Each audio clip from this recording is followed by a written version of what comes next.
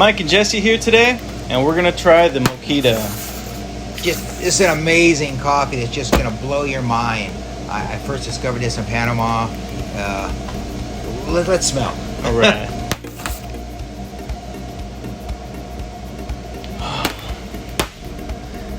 This is a very complex coffee, has tons of smell, floral, berry, chocolate, you name it. Oh, floral. This thing just is so amazing. You get the jasmine, you get honeysuckle, lavender, roses, white flowers, and then you get a tints of fruit notes in there, and stone fruit, and just in the nose, and the smell, a little lemon. Oh man, let's get some water on this thing. All right, get this going. As Jesse gets the water, I just have to tell you about this farm and the family. Mama Cata is the farm, one of the original ones in Panama, Mokka, that actually brought in geisha, and now they've got a new discovery, the Mokkita. This is a unique genotype. It was tested, and the beans were sent to the World Coffee Research, and their lab came out that this had never been tested before. Just unique new discovery, and it's going to basically be the next geisha. So amazing. Being honored to be a judge with the best of Panama, all the judges were just blown away by this coffee. It was the first place winner by far, just killing everything else. Looking forward to tasting it again. Gonna pour some water here. But the dry aromatics on this coffee were just crazy. Obviously next we're gonna get the wet, get the aroma on this thing.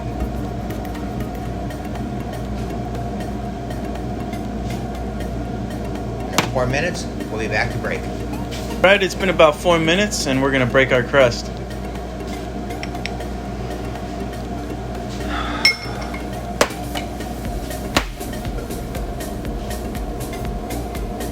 Everything's just amplified now as you get it wet on the aroma.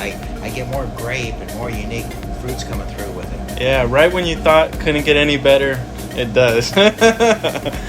You know, this coffee, what, you want to clean it up? Yeah. This coffee not only set a record for score, was a favorite amongst the judges, blowing us away as we said, but it also went for a record price, over $400 a pound. Just a fantastic, amazing coffee.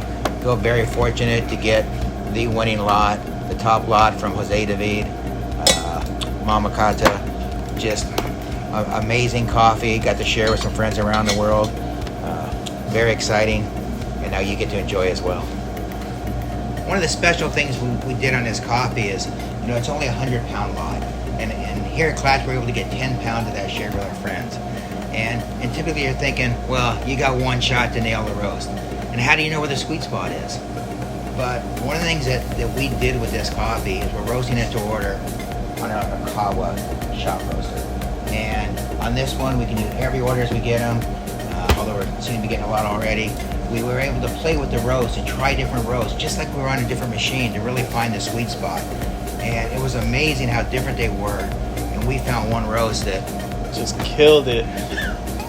Blast of intensity and everything. So we're excited to do this next cup.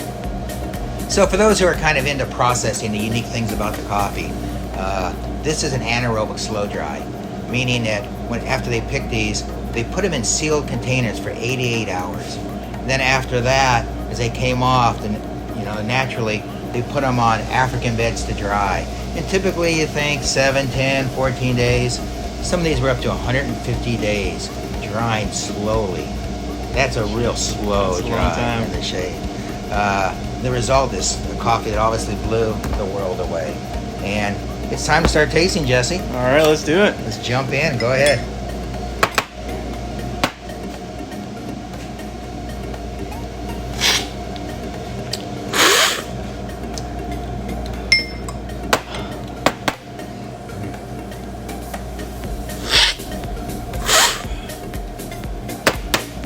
Surprisingly, how much fruit there is. I guess I shouldn't be. It's a natural. It's ASD. Yeah, you're still getting the flowers in there. You're still getting lavender jumps to mind. Hibiscus. I'm really loving that floral. Usually some floral can come out really strong in other coffees, but this one is perfectly balanced and intense at the same time. And you're right about balance. I get a nice body in here, kind of a Yeah. nice roundness in my mouth. Oh man, really enjoyable. It's not a typical natural ASD because it has so many floral notes, which is what you'd expect in a really nice geisha wash. Yeah. But it's not. It's the Mokkito. Uh-huh. And I probably should have mentioned this variety. While it's a unique genome, it's believed to have come from a Mokka variety bean somewhere. Okay. So it's a small bean. It's really dense. I mean, the density, the hardness of it. So the roasting is why we had to really perfect it on a little machine to get it down. Good job. Oh, love this coffee. You know, Jesse, I gotta just tell you guys out there, the amount of descriptors the judges had on this, being on that Zoom call, because we all had to do it in our own labs around the world, and everybody roasting their own, yet everybody had such great descriptors and flavors to do it. There's like 160 descriptors for this coffee, all typically around fruit and flowers and stone fruit and that.